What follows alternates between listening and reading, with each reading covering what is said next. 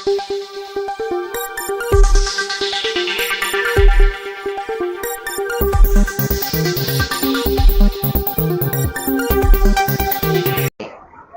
बाळासाहेब ठाकरे शिवसेना पक्षातर्फे सर्वात मोठी MIDC मानली जाणारी संभाजीनगरमधील बजाजनगर गट नंबर, त्यानंतर सिडको MIDCतील सर्व परिसर या विभागामध्ये पाण्याची तीव्र टंचाई त्या ठिकाणी निर्माण झालेली आहे।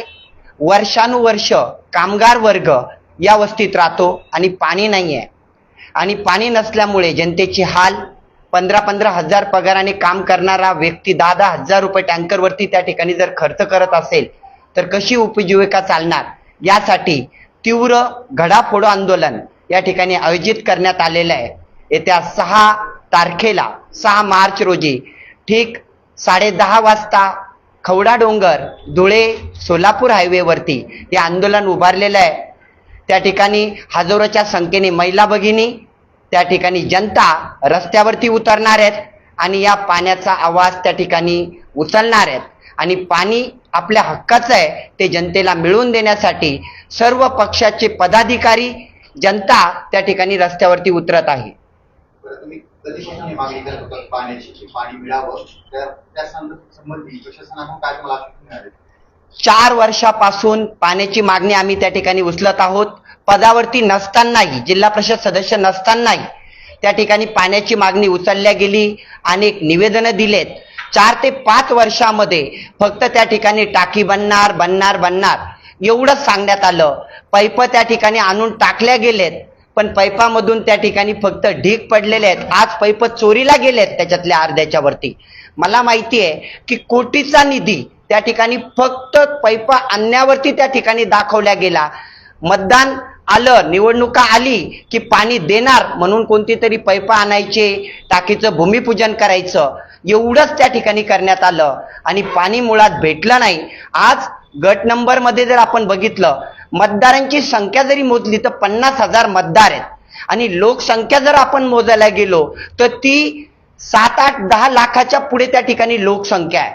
आणि एवढ्या लोकसंख्येला त्या ठिकाणी 8 दिवसाला पण पाणी जर भेटत नाहीये तर ही मोठी खेदाची गोष्ट आहे, आणि ते दररोज त्यांच्या हक्काचं पाणी त्या ठिकाणी दिल्या गेलं पाहिजे। काही कंपन्यांना पाणी पोहोचवलं जातं, मात्र जनतेला पाणी पोहोचत नाही। कंपनीला कसं पोहोचवलं जातं? खरं तर हाच प्रश्न आहे। बघा, MIDC मध्ये बिअरच्या कंपन्या आहेत, तिथं लाखो लिटरचं पाणी दररोज दिल्या जातं आणि जनतेला पिण्यासाठी पाणी नाहीये। मीच नाही, पक्षाच्या वतीने मी हे बोलतोय की जर गरज पडली तर या कंपन्यांचं पाणी कसं जातं हे जनता बंद करेल, आणि जनतेच्या आज घोट त्या ठिकाणी कोरडा पडलेला आहे। आणि आमची भूमिका हीच असेल, या आंदोलनाच्या नंतर जोपर्यंत पाणी भेटत नाही ते प्रत्येक आंदोलन 8 दिवसाला करायची गरज पडली तर करूया, पण जनतेला त्या ठिकाणी जसं कंपनीला पाणी भेटतं तसंच जनतेला मिळवण्याची आमची भूमिका असेल। गरज पडली तर नक्कीच शिवसेनाचे पक्ष त्या ठिकाणी हे पाणी बंद करेल आणि जनतेला ते पोहोचवेल।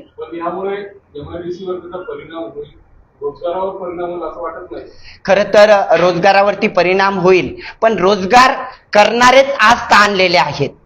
जे रोजगार त्या कंपनीत कामाला जातात त्यांनाच त्या ठिकाणी पाणी मिळत नाहीये।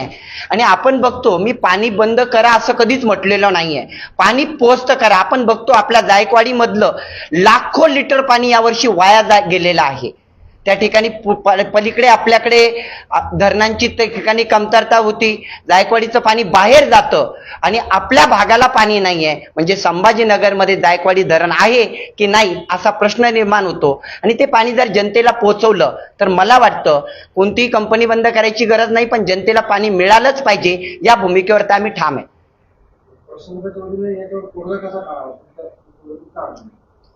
प्रशासनाच्या वतीने मी एवढंच सांगेल, जे आज सिडकोला पण पाणी येतं, तुम्हाला जर टाकी बनवायला लेट होत असेल, त्या पाणी दिवस रात्र त्या ठिकाणी मोटर, त्या ठिकाणी पाईपलाईन आहेत, मोटर वाढवाव्यात आणि आजच्या आज त्या ठिकाणी गट नंबरला पाणी द्यावं।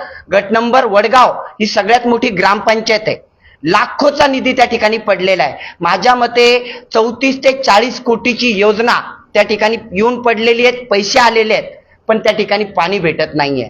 आणि जर ग्रामपंचायत त्या ठिकाणी निष्क्रिय झाली तर जनता काय करेल? 40 कोटी निधी कुठं आहे? फक्त त्या ठिकाणी कागदोपत्रावरती आहे का? हा प्रश्न निर्माण होतो. आजच्या आज त्या ठिकाणी पाईपलाईनची संख्या त्या ठिकाणी वाढवून, मोटर वाढवून ते जायकवाडीचं पाणी आपल्या वडगाव गट नंबरला देऊ शकतात, ग्रामपंचायतला देऊ शकतात. आणि वडगाव गावामध्ये आपण बघाल 8 दिवसाला पाणी आहे, ते पण अर्धा घंटा ते 1 घंटा. ज्याला भेटतं त्याला भेटतं, ज्याला नाही भेटत तो गरीब कामगार त्या ठिकाणी कसं राहतोय हा प्रश्न आम्हाला त्या ठिकाणी पडतो. वडगाव तालुक्याची ग्रामपंचायती आहे, यावरती विशेष पालकमंत्र्यांचं प्रेम सुद्धा आहे, तरीच त्या पाण्याचा मला खेदाने बोलावं असं वाटतं, मी कोणाबद्दलही बोलणार नाही, पण जनतेचे प्रश्न जर आपण हाताळू शकत नाही तर आपल्याला त्या ठिकाणी हे पद कशासाठी दिले हा प्रश्न पडतो. मला असं वाटतं त्यांच्या हातामध्ये त्या ठिकाणी आज पेन आहेत. त्यांनी जर ठरवलं तर आंदोलनाची गरज पडणार नाही. 6 तारखेला आंदोलन आहे, 5 तारखेला सुद्धा पाणी त्या ठिकाणी भेटू शकतं. आणि आम्ही तर निवेदनच करतोय की तुम्ही 5 तारखेला पाणी द्या, आम्ही त्या ठिकाणी आंदोलन करणार नाही. प्रश्न हा आहे की जनतेला पाणी भेटलं पाहिजे.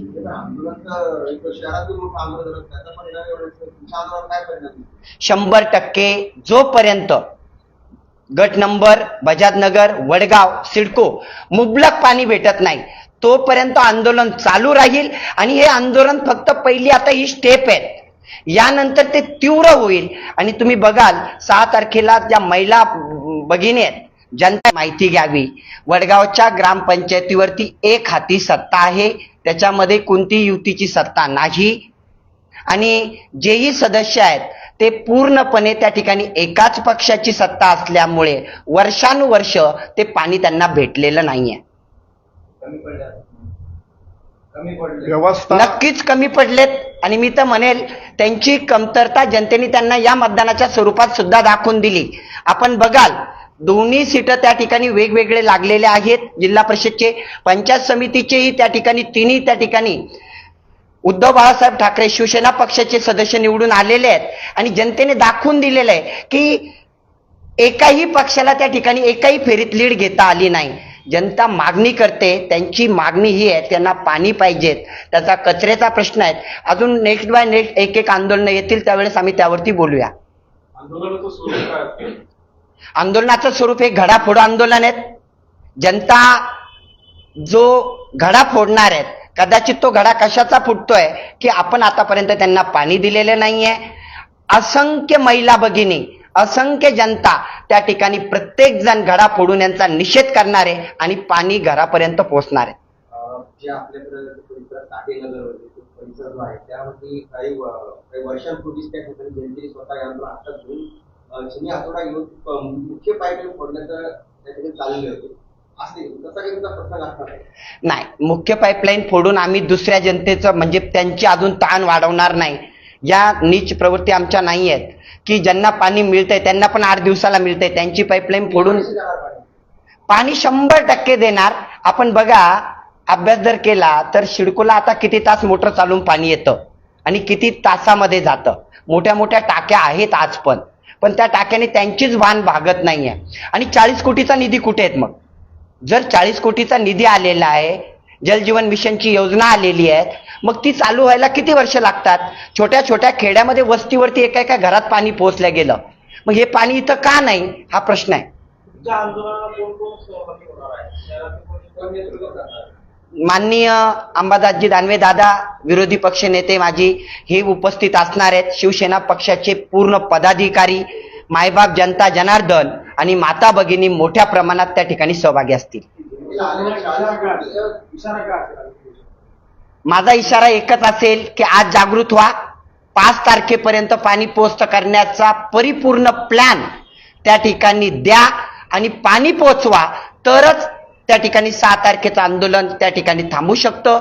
6 तारखेचं आंदोलन त्या ठिकाणी होईलच पाणी नाही पोचलं तर. आणि त्यानंतर काहीच कालावधीमध्ये तीव्र निदर्शनं त्या ठिकाणी चालू होतील आणि रस्त्यावरती पाणी आल्याशिवाय कोणालाही त्या ठिकाणी फिरता येणार नाही, इथपर्यंत आंदोलन जाईल.